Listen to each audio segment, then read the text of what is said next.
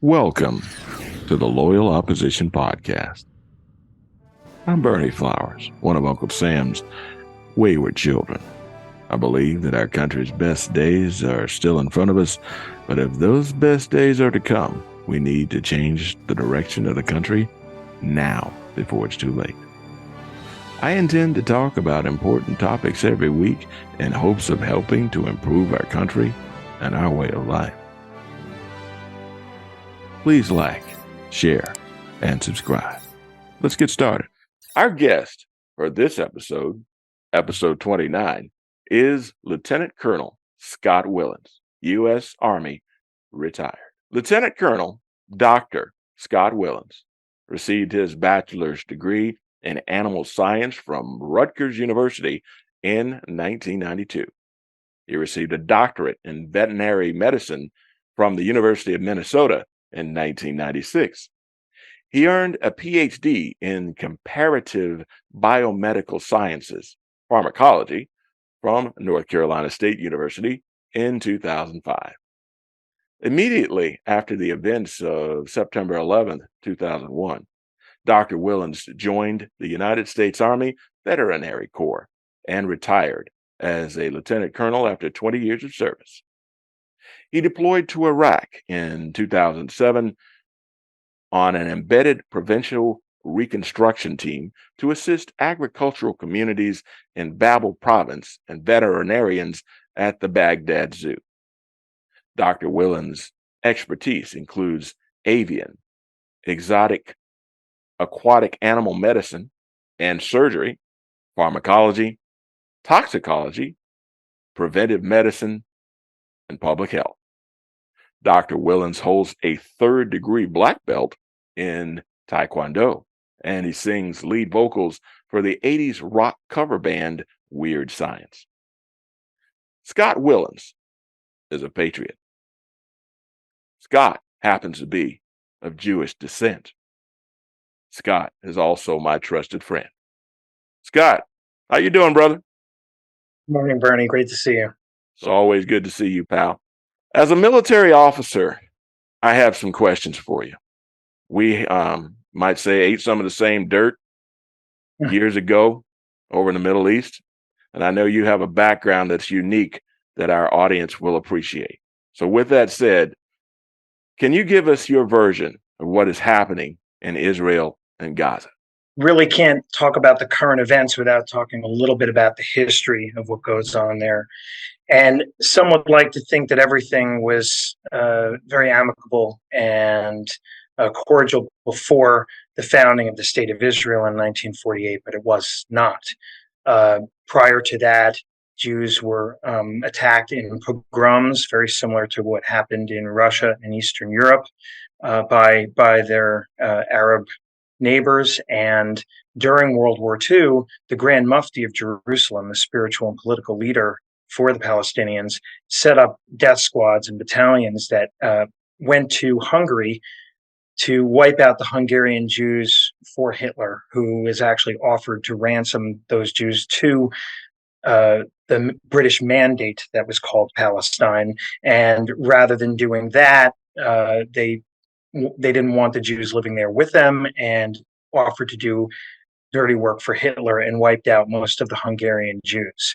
And then once the state was established in 1948, the Palestinians were not driven out. They chose to leave because they were called by Israel's neighbors in mass exodus to join them in attacks on Israel. And there were 4 wars waged over the next couple of decades, all of which the Arab neighbors lost.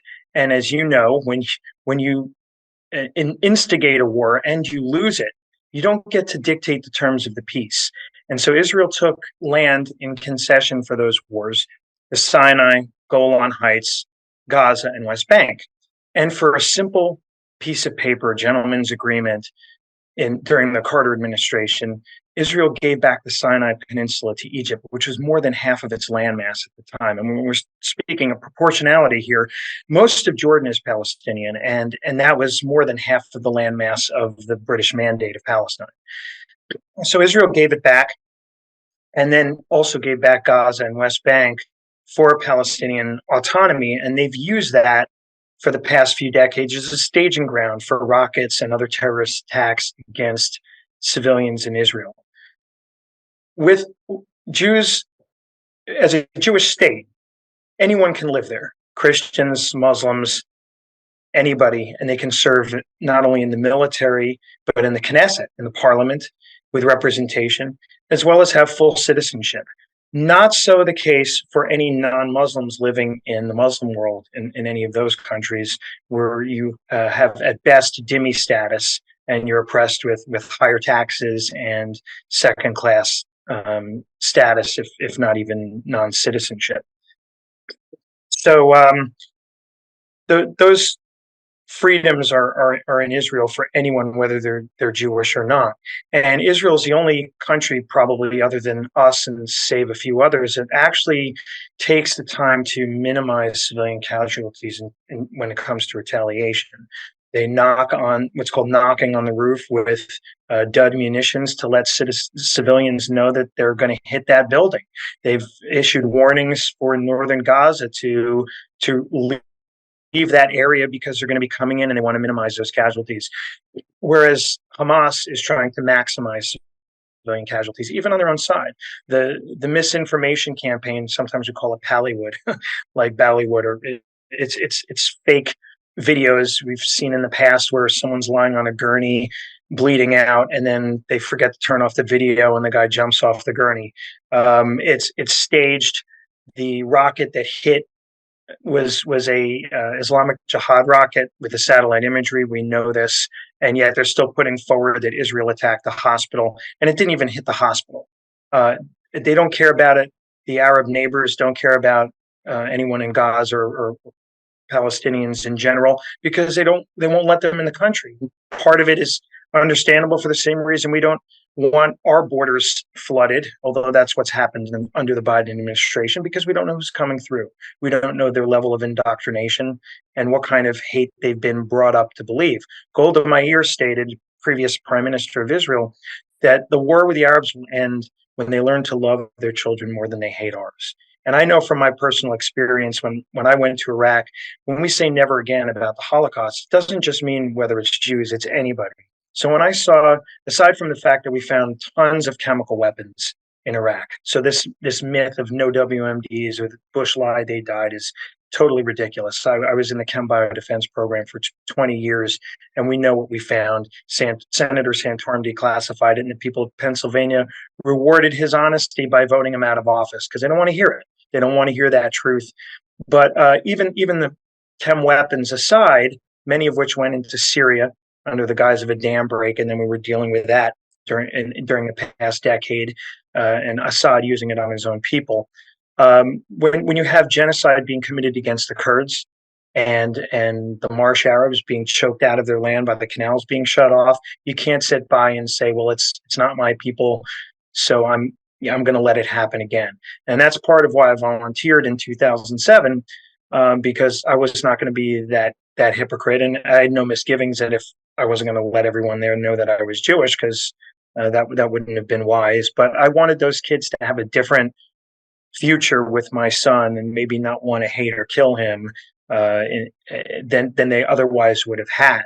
So anyone who talks about Islamophobia or racism or things like that, I didn't see them in the literal or figurative foxhole next to me in Iraq. They were pontificating from Starbucks and wine bars, talking about endless wars with an enemy that's been waging this since the 7th century. They say, the Taliban said, the West has the watches, we have the time. And I've been asked, how do you measure victory? Because that's a word that the left doesn't really like using, victory. They like putting forward perpetual losers and talking about victimhood and things like that. Victory for me in an endless war is measured incrementally as every day that my children are safe. And even if we're running on a treadmill, seemingly just to stand still so that we don't go flying back into the wall behind us or in a heap on the floor, we have to do it because this enemy sees our war weariness as a weakness and exploits it to full effect for the weakness that it is. They understand strength and being resoundingly beaten, and that's really all that they understand.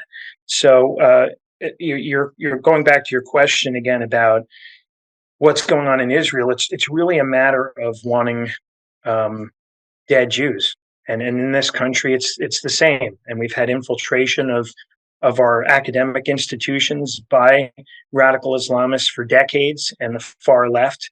And don't get me wrong, the far left and the far right, we like to think of political spectrum as this linear continuum, and it's not. It's a circle where the same idiots meet up on the other side.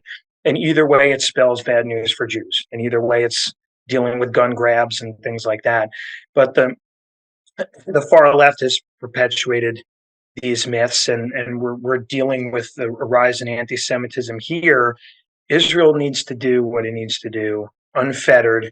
No one told us to be restrained after 9/11 and not go after the people that perpetuated that attack against us and took out American lives. And this is tenfold per capita of 9/11 for Israel. But you're talking about the death and suffering of Holocaust survivors, their children, grandchildren, great-grandchildren, great-grandchildren, who came out of the other side of the Holocaust and the death camps, only to have this befall them. Israel needs to do what it needs to do to protect its most precious resource, which is its children. And any parent that doesn't have their child on one side of the scale and even all the other children of the adversary on the other side, and they don't put their thumb down on the scale of the side of their children, is either lying to themselves and everyone else, or they're not worth spit as a parent. That really is what it boils down to, is the protection of your kids. So I hope that Israel is victorious there. I know one of your, you may ask later about some things about Israel, and I'll talk about what my intentions are. Or you're going to have your turn. No doubt about it. Did I answer your question? You did, and I appreciate that. So, if you led the Joint Chiefs of Staff, what advice would you give to the president to fix this problem and to save lives on both sides of the conflict? In part, I think I alluded to the fact that we need to let Israel do unfettered what it needs to protect its people. On the other hand, we also need to squelch at home and overseas the misinformation, to stop the moral equivalence or moral skewing arguments in favor of those who wield death and destruction versus those who believe in construction and education and treasuring of their children and life in general. And I'm glad that we sent a couple of aircraft carriers over there, but we really need to be doing more. I mean, I would never say Israel aside, but for the moment, let's talk about 30 dead Americans and how many are unknown that are captive and hostage right now in Gaza. We should be. I find myself daily struggling between reciting Mourner's Kaddish for those who have gone and chanting "Let the bodies hit the floor" like I did after 9/11. We need to unleash holy hell. If there's parking lots over there in the Middle East, if there's a nice little tactical nuclear site in Tehran by Israel or whoever, to show that we mean business. Because make no mistake, if Israel winds up in a checkmate situation, they're going to use those nuclear weapons. And if we want to avoid that and the environmental catastrophes entailed, then we need to take part now. There's no sitting on the sidelines. There's no peace in our time, Neville Chamberlain completely failed philosophy that we know from last century. Even the false security that we had when Clinton lowered our guard and what led to 9/11. And honestly, if our own intelligence agencies weren't so preoccupied with going after Donald Trump, and if Israel's left wasn't comparably so preoccupied with trying to stick it to Benjamin Netanyahu, who's also a comparable outspoken patriot and sheepdog, then they wouldn't have let their guard down to who the real enemy is. And so we got to get the walls back up and our guard back up, and the intelligence agencies working together and working towards taking down the adversary, and not those who are protecting us. I think Israel's culpable in that regard, in that they let their guard down, and they kept their eye on. They didn't have their eye on the ball, and we've done the same. So we got to get the intelligence agencies have to use everything, including social media, at our disposal, non-classified sources. That, as you know, you aggregate information and it changes the classification, but it's out there. We can track and tag these people, but Neville Chamberlain in this, again, I talked about left and right, extreme far left and right have isolationists and say, why does this impact us? Why is this our business? Well, Israel does as much or more for us than we do for them. They've never asked for anything for us, but we're going to sit on the sidelines and we're help in a tangential sense, the way we did with the UK in World War II, and we're going to get hit like Pearl Harbor. We're already in this. Iran has already killed our citizens, and not just in Israel, but through Hezbollah back in the 80s with the Beirut barracks, and then in Iraq, the Jaish al-Mahdi, the Army of the 12th Imam, which was funded, trained, and resourced by the Al-Quds forces of Iran. They killed more of our guys in Iraq than Al-Qaeda ever did. All those Katyusha rockets that were coming in at me every other day, and the explosive form penetrators, there's molten copper projectiles that could penetrate an Abrams tank. That was all courtesy of Iran. We're already, everyone says no war with Iran. Well, tell them that. It's like Lord of the Rings, where the king of Rohan says, I won't risk open war, or a track that leads us to open war. And Aragorn says, open war is upon you, whether you risk it or not. It's already here. You turn your back on it and deny it and say, it's not like a soccer game where you can say, I'm not playing today, and walk off the field. You're dead. So stand up.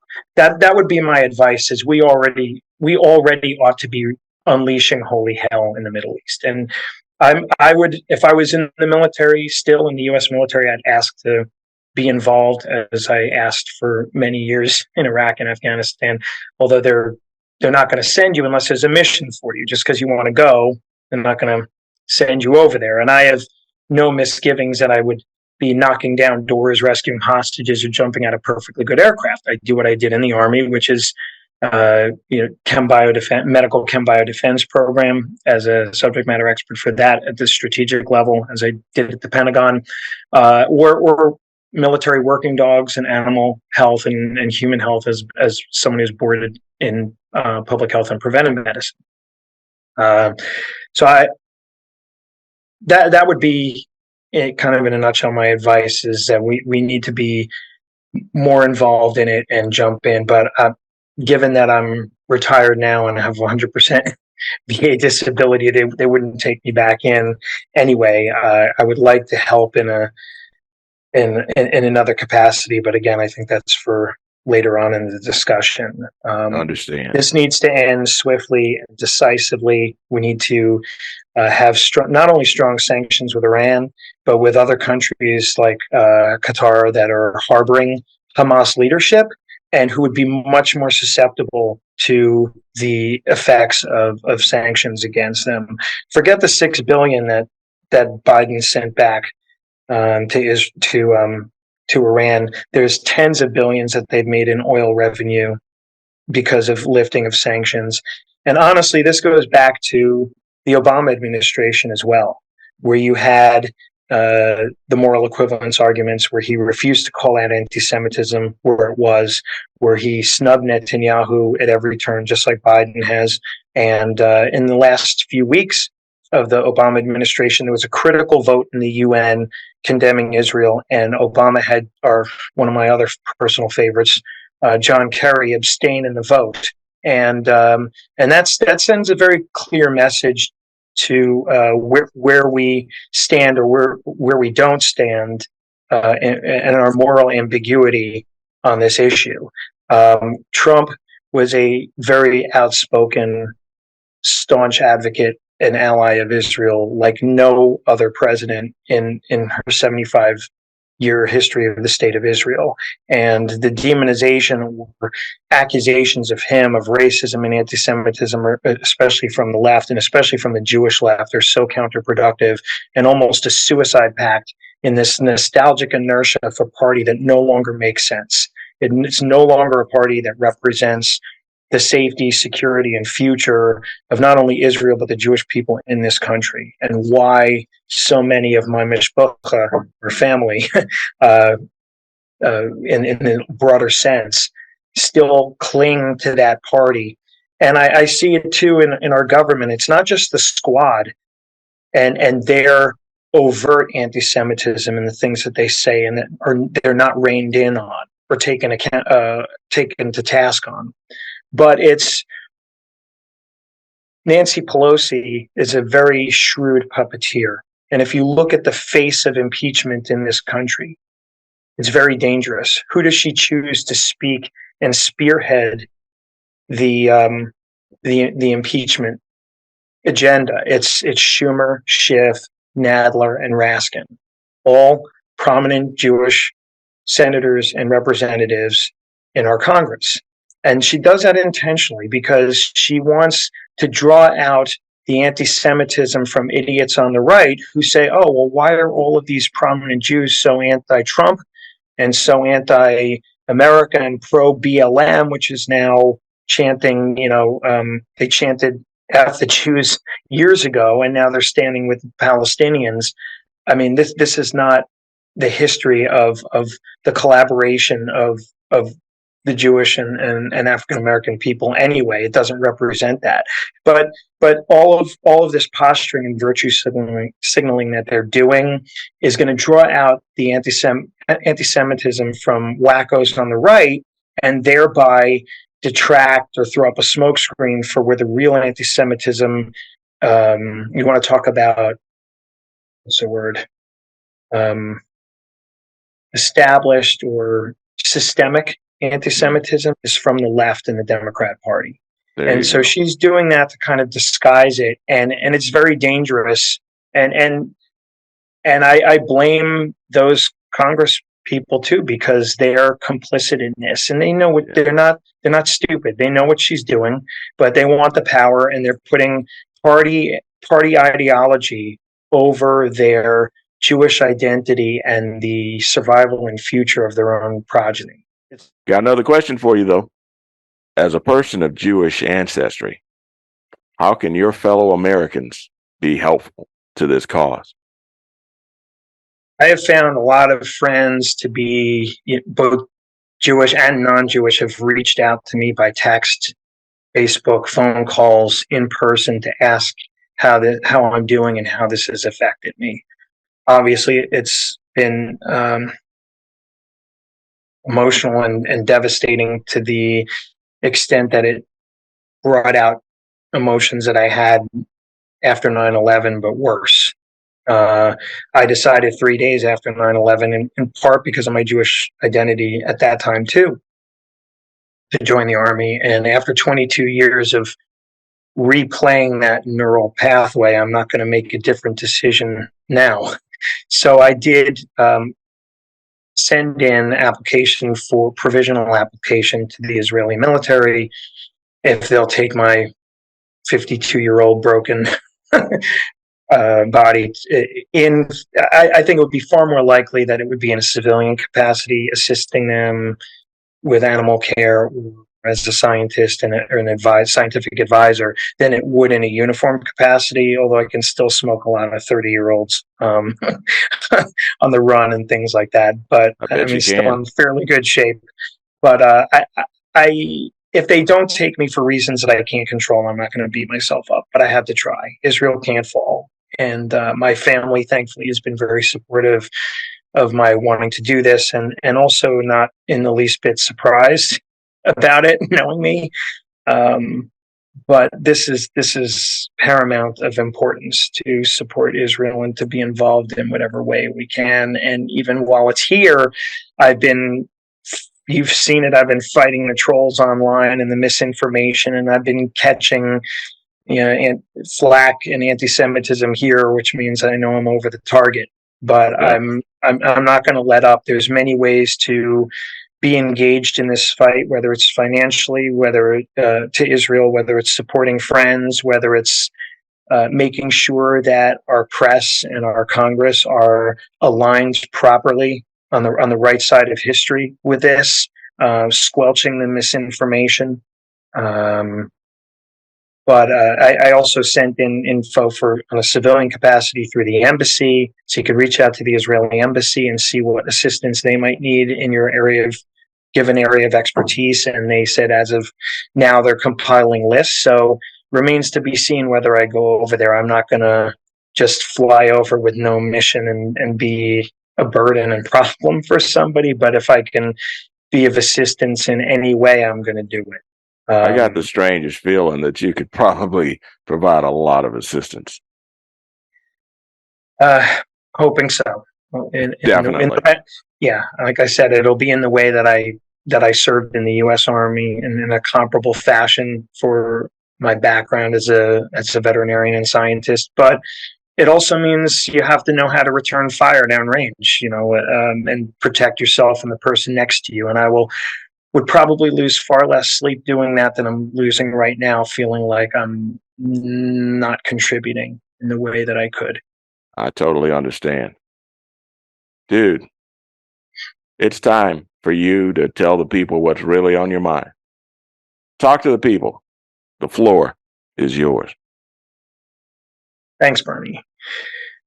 I think to put a little pitch in for you, Bernie, you've been a great friend and support for me when I ran unsuccessfully, unfortunately, against the machine that we both did, right? Your time's going to come. Don't worry about it. It's okay. I don't feel like I'm probably going to run again. I would rather help folks like you in your mission, and I know you're running for Congress again, and you're not only a friend for an ally for Israel and the Jewish people, but for what's right in the Constitution. And I really hope that people it's an example for how they should vote and how that vote translates into policy, including international policy, and what happens with Israel, how it translates to domestic policy for our border, and how that impacts the ripple effects of Islamic terror in this country that we don't want to revisit from 22 years ago. So I would start with that.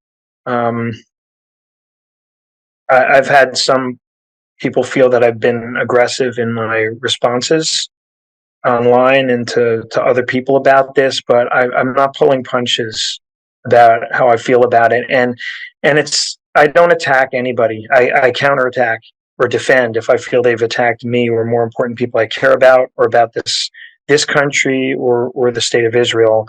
Then I'm going to use my words like I use bullets. And I'm not going to hold back on that. And I don't care what the perception of that is of me. This is not a grammar school popularity contest. This is about the future of our country and the world and what's right. So I'm going to continue to stand up and do that. And even if I think some friends have been concerned about my tactics and techniques, when they should be more concerned about our common adversaries and standing with me on it. And maybe they just, maybe they're, as a veterinarian, I'd say maybe their gonads haven't descended from their abdomen yet. But if they're a little shocked by it, maybe they just haven't had the courage to stand up and stand beside me and say the things that I'm saying. I'm not trying to be, I guess, conceited about that. I just think it's the right thing to do. Someone had said to family that my kids are grown now, and the only thing that I owe them, aside from love for the rest of the time that I'm on this planet, is to show them what honor is. And we're all obligated to do that. And just because I'm no longer in the uniform, I took as you know, even when we're retired, that oath to the Constitution and what it stands for remains. And we will stand up at any time for anything that we're called up to do and uphold that oath. Please realize that a lot of what's going on with social media and with the media is meant to be distracting. Many folks say, do your research. Do your research. I don't think these folks have ever done a research project or know what a card catalog is, for crying out loud. They're short attention span theater, 5 to 15 minutes on Google with confirmation bias sources and Dunning-Kruger effect. They've done no degree, no decades of experience in that realm, no TSSCI clearance for however many years you and I held it to know what the heck they're talking about. But yet they find some source and throw it out there and say, oh, look at this. I'm not reading that. I don't have time to read the BS sources. If you want to hear what's really going on, my unabashed heroes in this are folks like Mark Levin, Ben Shapiro, and they're not all Jewish. And folks will say these are right-wing pundits. Well, they're the ones who are standing up for Israel. And if it was a left-wing pundit, I'd say the same. I've seen some things that Bill Maher has said too, and I really don't like the guy overall. But when it comes to Islamic terror for the past 2 decades, he's been squarely on the right side of that. And there are examples on the left and right of people who know what they're talking about, and they will put down their partisanship when it comes to an issue like this. That's where we need to be. We need to unite around Israel as our ally. We need to purge this ridiculous. And I'm worried about my son because he's a freshman in college right now, and worry about all my kids, but particularly in the environment he's in, and these and spoiled kid. Thankfully, he's not at an Ivy League school. I'd pull him out of there. It's not worth the money and alleged prestige that's waning for the indoctrination and real lack of free thought that they're supposed to represent. But right. If these folks are, especially if they're not citizens, they don't have the right for that free speech. And if they're aiding and abetting terrorist organizations by what they're doing, then they need to be their exit stage far left from this country needs to be expedited. Man, don't get me to laughing. Speaking of people who really know what they're talking about, I mean, bottom line is that your background is impeccable and you've done things for this country that most people will never do. And that's why we asked you to come on here, man. I mean, thanks, not just that you're my friend, you're a knowledgeable subject matter expert. So, and that frustrates people. That I will tell you, when it comes to people who, whether they don't like Israel, they don't like Trump, they don't like whatever it is, or they talk about environmental issues, things like that. I mean, the most dangerous and annoying and obnoxious thing to them is an educated conservative. There you go. There you go. No, so keep educating. There's many ways to do that. It doesn't have to be, a couple of stints in doctoral programs. You can do it by actually doing research, not finding single point sources that in a search that conforms to what your Google entry and your Google history wants you to believe. Or you can live it like you have. And live it, and actually get a degree in something and take the time and money and effort to invest in something that actually immerses you in it instead of putting you, one onion layer deep, because when they peel that onion layer back one more layer, they're going to cry. They can't take the aroma, can't take the scent of it. All right.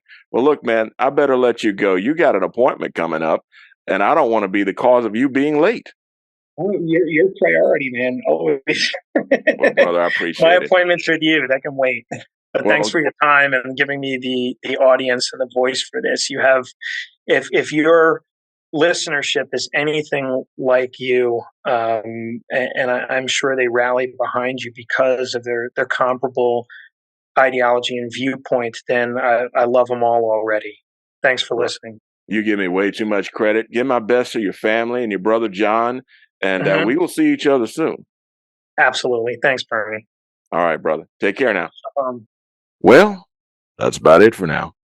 This has been the Loyal Opposition Podcast, produced in association with Liberty Arise Media, Fallback Productions, and other podcasters. I ask that you like, share, and subscribe to this podcast and to these channels. Be sure to get your copy of my book, Black Values Matter, available on Amazon or as an ebook on Audible and on Apple Books. And remember, it's okay to disagree, but if we want our country to prosper, we must insist on unity, transparency, and civility from ourselves and our fellow citizens. Thanks for listening to the Loyal Opposition Podcast. See you next week.